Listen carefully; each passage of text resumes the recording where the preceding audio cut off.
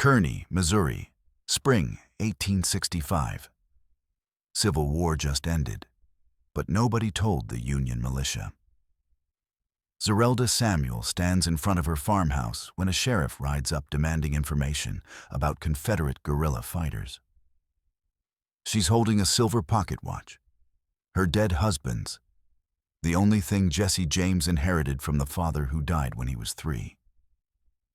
The sheriff accuses her of harboring criminals, and when Zerelda refuses to answer, he backhands her across the face. The watch flies from her grip, hits the dirt, chain snapping, glass cracking. Blood runs from her lip. 2 militiamen grab her arms.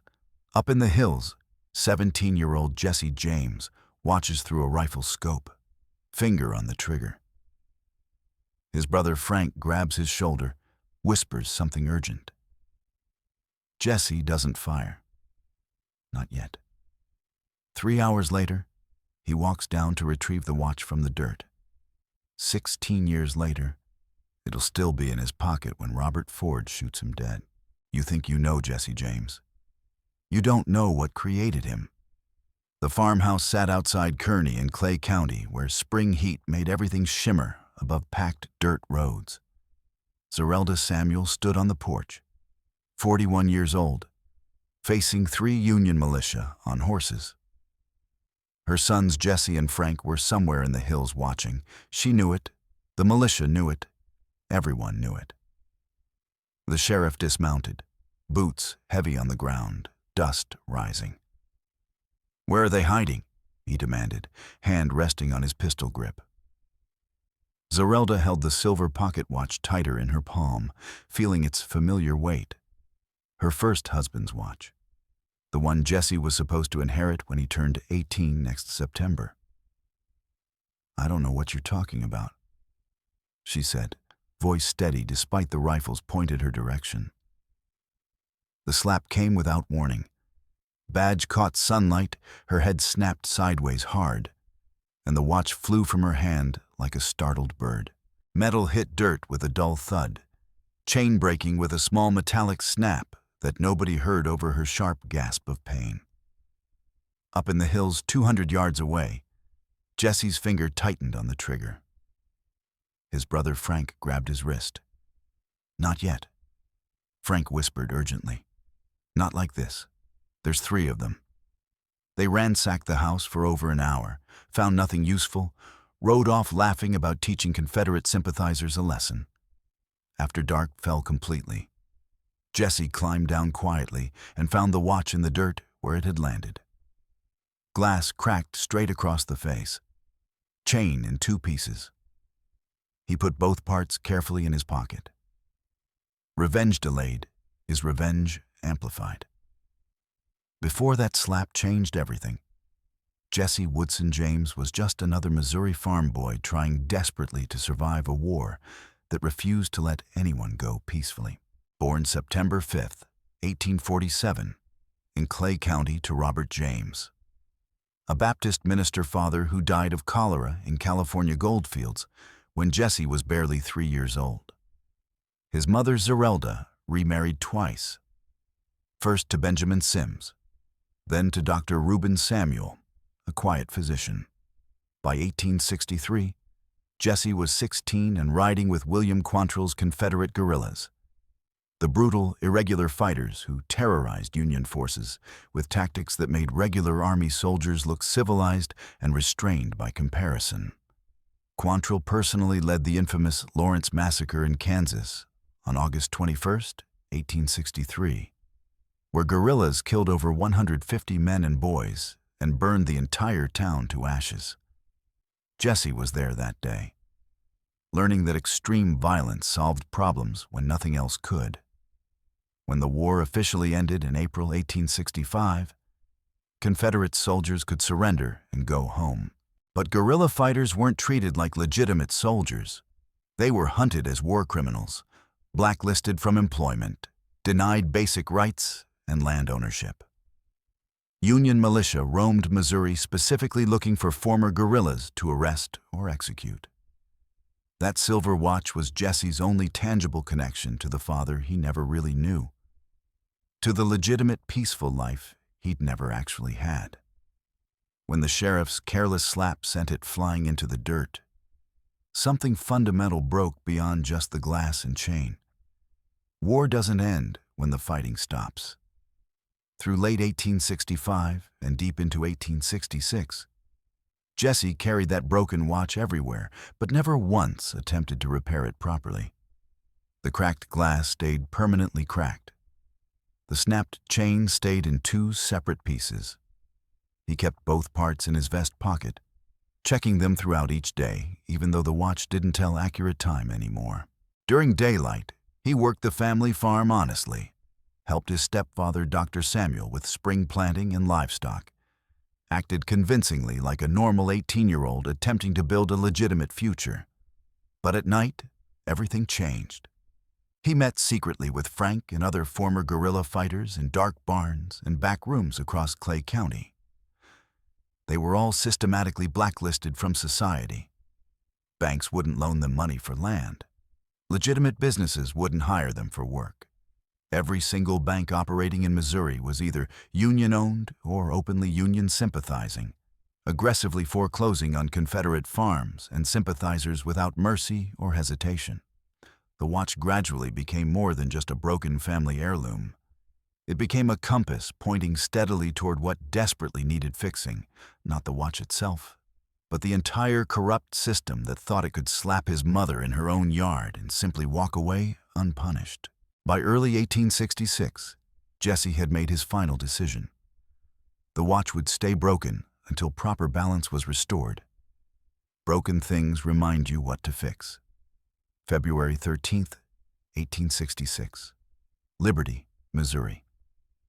The Clay County Savings Association sat prominently on the town square, prosperous and protected by the new political order. Jesse James, his older brother Frank, and somewhere between 10 and 12 former Quantrill guerrillas rode quietly into town just after lunch when the streets were busy. This wasn't a desperate amateur robbery. It was the first carefully planned daylight bank robbery in American history, executed with military precision learned during years of guerrilla warfare. Jesse checked the watch before dismounting his horse, touched the cracked glass face like a brief prayer or ritual. They walked inside calm and professional, drew weapons smoothly, ordered everyone on the floor, cleaned out the entire vault with practiced efficiency. $60,000 in gold coins, paper currency, and government bonds. On their way out, someone shot a local college student named George Wymore, who happened to be crossing the street at exactly the wrong moment. Wymore died instantly on the sidewalk, becoming the first of many innocent victims who died during Jesse James robberies over the next 16 years. The gang disappeared completely into Missouri backwoods before anyone could organize effective pursuit. The watch stayed pressed in Jesse's pocket through the entire job, metal cold against his ribs. News spread across the region within hours. Newspapers couldn't believe the sheer audacity, walking into a bank in broad daylight and just taking the money like it belonged to them. The famous Pinkerton Detective Agency got hired immediately to track them down, and Alan Pinkerton himself took personal interest in the case. Jesse checked the broken watch that night in a remote hideout, felt the cracked glass under his thumb, smiled slightly. The first crime defines falsely others. Between 1866 and 1869, the James brothers and their expanding gang hit banks and trains systematically across Missouri, Kentucky, Iowa, and Kansas. Every single time, Jesse carried the watch religiously. Before entering any bank, he'd pull it out carefully, look at the cracked face for several seconds, then put it back in his vest. The ritual became superstition, then routine, then absolute necessity in his mind. The watch was physically there during the Richmond bank robbery, the Russellville heist, the Gallatin bank job where they killed the cashier in cold blood. Newspapers gradually started romanticizing them in print. Modern Robin Hoods, some sympathetic journalists called them, allegedly stealing from wealthy Yankee banks and railroads to help poor, struggling Confederates. That popular narrative wasn't remotely accurate. Jesse kept virtually all the money for himself and his gang. But the powerful legend grew rapidly anyway. Allan Pinkerton, head of the most famous detective agency in America, personally took the James Gang case as a professional challenge. He deployed expensive agents systematically across the entire Midwest region, interviewed hundreds of witnesses, studied their patterns obsessively on detailed maps. Jesse became significantly more careful, increasingly paranoid, but also substantially more famous. Public opinion split sharply along old war lines. Ex-Confederates saw him as a legitimate hero fighting corrupt Northern carpetbaggers and oppressors. Union sympathizers saw a murderous thief who desperately needed hanging. Wanted posters went up simultaneously in 6 different states. Federal authorities began treating them like a genuine national security threat. Through absolutely everything. Jesse checked that watch religiously before every single job, the cracked glass catching available light in bank lobbies and passenger train cars. People close to the gang said he was obsessed with it. Wouldn't let anyone else touch it ever. Got genuinely angry if someone casually suggested getting it properly repaired. The broken watch wasn't a problem to fix. Being broken was the entire point. Fame makes you visible and invisible at once. By 1870, Allan Pinkerton had deployed what amounted to a small, private army of agents, tracking the James Gang full-time. Pinkerton was methodical, absolutely relentless, and personally invested. His professional reputation depended entirely on catching America's most famous outlaws. Agents systematically infiltrated Missouri communities, paid numerous informants, studied Jesse's behavioral patterns for weaknesses. That's precisely when they learned about the watch. Multiple witnesses independently mentioned seeing Jesse check a broken pocket watch before robberies, holding it carefully like some kind of religious talisman. Pinkerton filed the psychological detail away carefully. Exploitable weaknesses could be weaponized eventually. The gang kept hitting increasingly ambitious targets successfully. Corydon, Iowa bank, $7,000. Kansas City Fair robbery during crowded festival, $10,000. But dangerous close calls increased dramatically. In Northfield, Minnesota, September 7, 1876, a bank robbery went catastrophically wrong when armed citizens fought back aggressively. 2 gang members died in the street. Several others, including Jesse, took serious wounds. The gang barely escaped alive, splitting up immediately to avoid coordinated capture. Jesse had still checked the watch before entering that Northfield bank, but this time the watch didn't protect him at all. He took a bullet in the chest, survived by pure luck and Frank's quick thinking. The Northfield disaster marked a definitive turning point. The gang was badly wounded, scattered, permanently vulnerable. Meanwhile, Pinkerton had successfully planted a paid agent inside their trusted network, someone Jesse believed was loyal. The agent reported everything: hideouts, future plans, daily habits. The watch came up repeatedly in reports. Jesse's superstition had become his tell, a psychological weakness Pinkerton could potentially exploit tactically. But before Pinkerton could move decisively, something else happened that changed everything and turned public opinion sharply against the detective agency. Trust is the first casualty of fame. January 26, 1875. Pinkerton agents surrounded the James family farm outside Kearney in the middle of a freezing night. They believed Jesse and Frank were hiding inside the farmhouse. They weren't anywhere near there. The agents threw an incendiary device through the kitchen window, essentially a crude bomb designed to flush out anyone hiding inside. The device exploded violently in the kitchen, where Jesse's 8-year-old half-brother Archie Samuel was sleeping near the warm stove. The boy died quickly from shrapnel wounds and burns. The massive explosion also tore off Zerelda's right arm completely. Jesse arrived at dawn, found his mother bleeding severely and his young brother dead. He held the silver pocket watch in his hand, remembered the slap 10 years earlier, understood with terrible clarity that this cycle of revenge would never end naturally. Newspapers across America reported the bombing with genuine outrage. Pinkerton had gone too far. Killing an innocent child and maiming a mother to catch bank robbers shocked even people who actively hated Jesse James. Public sympathy swung dramatically toward Jesse overnight. Songs were written quickly, poems composed. Jesse became a genuine folk hero overnight, not because of his robberies, but because of what happened to his family. The watch took on entirely new meaning.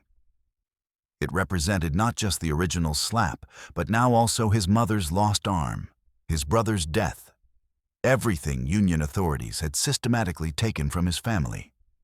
Jesse's robberies intensified after the bombing.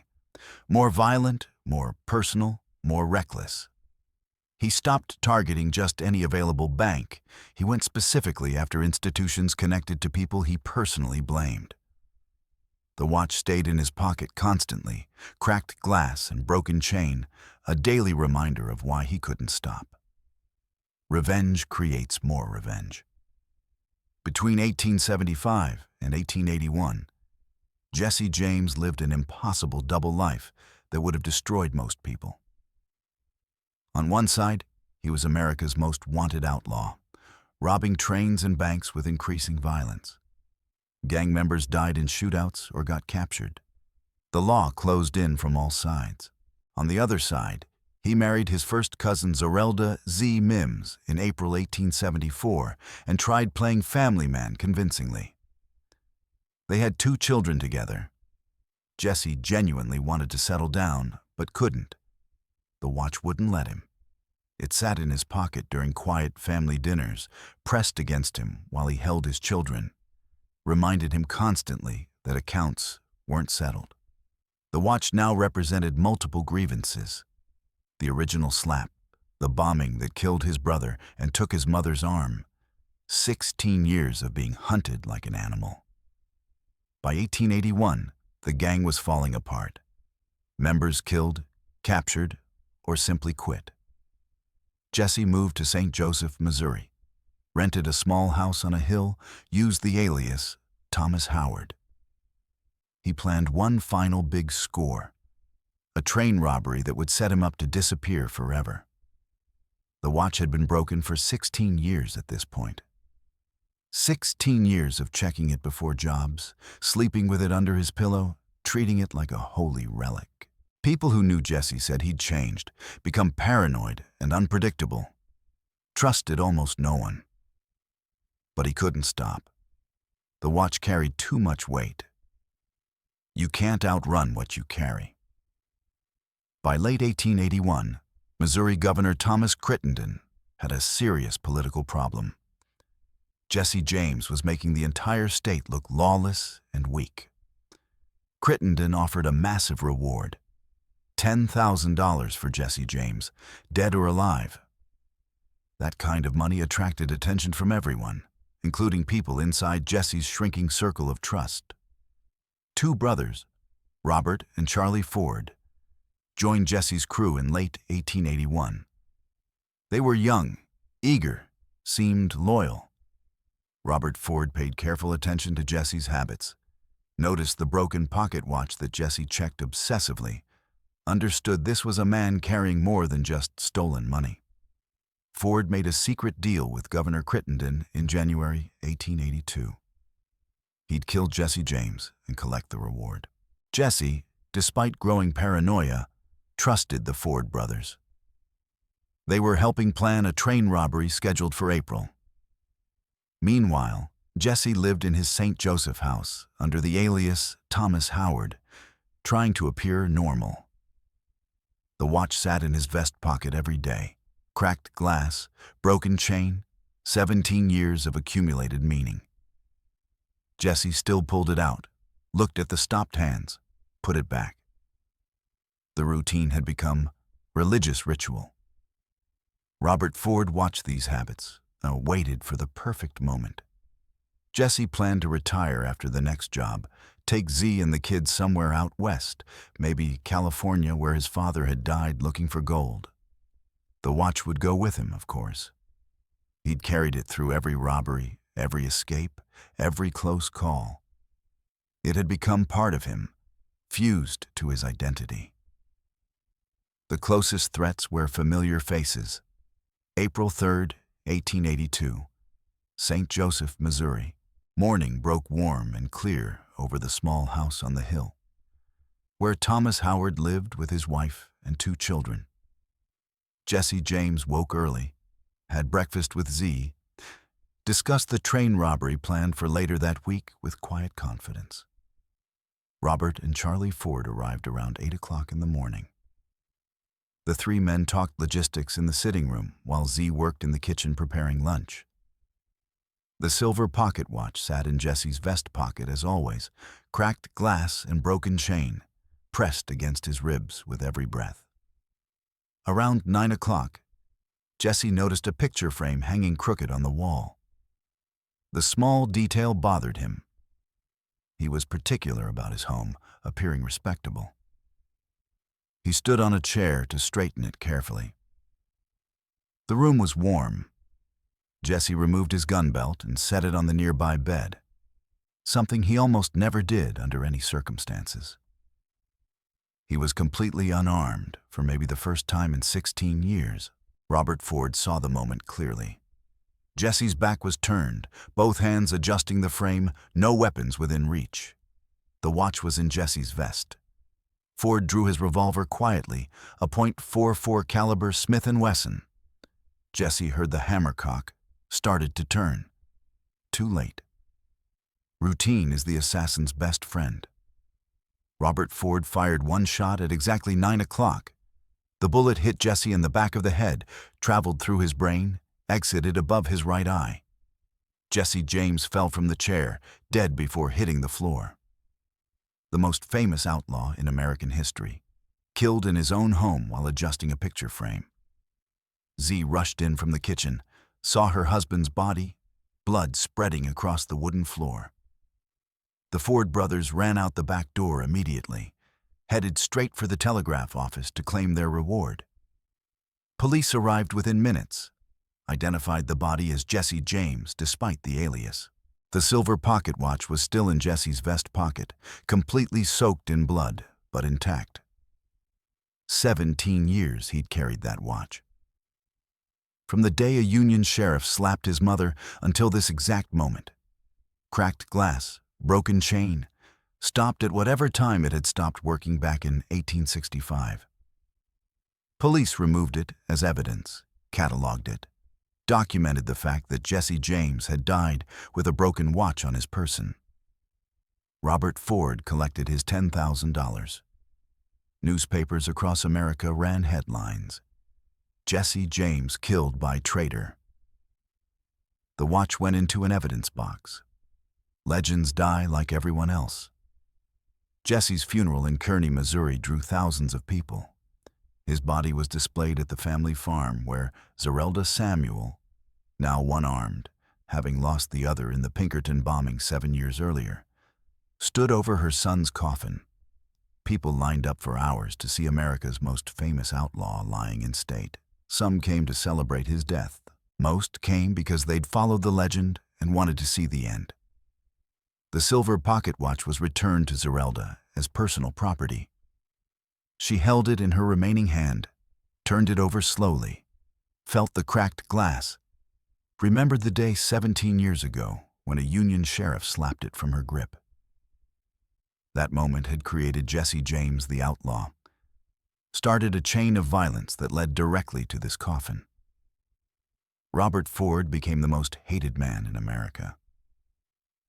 The coward who shot Mr. Howard, they called him. Songs were written mocking him. Eventually, someone would shoot Ford too. Revenge never stops once it starts. Jesse was buried in the family yard. Newspapers romanticized him as a rebel hero. conveniently forgetting the murders and innocent victims. The watch went back into a drawer in the Samuel house. Dead outlaws become saints. The silver pocket watch eventually made its way to the Jesse James Home Museum in St.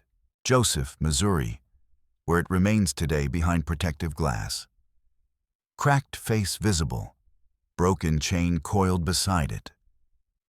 The label explains its significance. Pocket watch carried by Jesse James, damaged in 1865. Carried until his death April 3, 1882. Thousands of tourists walk past it every year, most not understanding what they're looking at. This broken watch witnessed every robbery, every murder, every moment of Jesse's 16-year criminal career. Zerelda kept it until her death in 1911. Then it passed through family hands until being donated to the museum. The crack in the glass runs straight across the face, frozen at the moment the sheriff's slap sent it flying. The watch stopped ticking that day and never started again. Revenge is a watch that never stops ticking.